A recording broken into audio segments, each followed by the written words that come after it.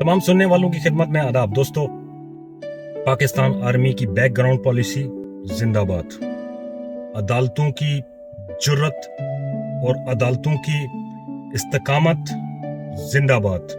Salute Pakistani عدالتوں کو، ججز کو اور پاکستان آرمی کو، اور پھر عمران خان کو بہت بہت مبارکباد کہ آج آپ نے مل جل کے پاکستان کے اندر سے رجیم چینج کا جو کیڑا تھا اس کو ہمیشہ کے لیے ختم کر دیا.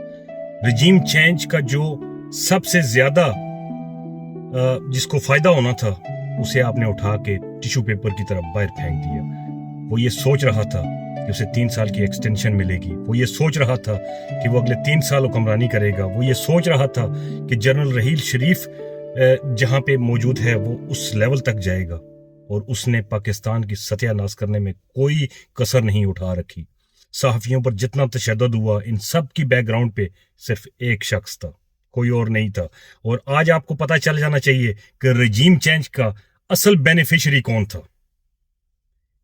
میں سیلیوٹ کرتا ہوں پھر سے پاکستان آرمی کو، عدالتوں کو، عمران خان کو کہ جنہوں نے مل کر اس زبردست انداز میں اس ناسور کو جڑوں سے اکھاڑ کے پھینک دیا ہے.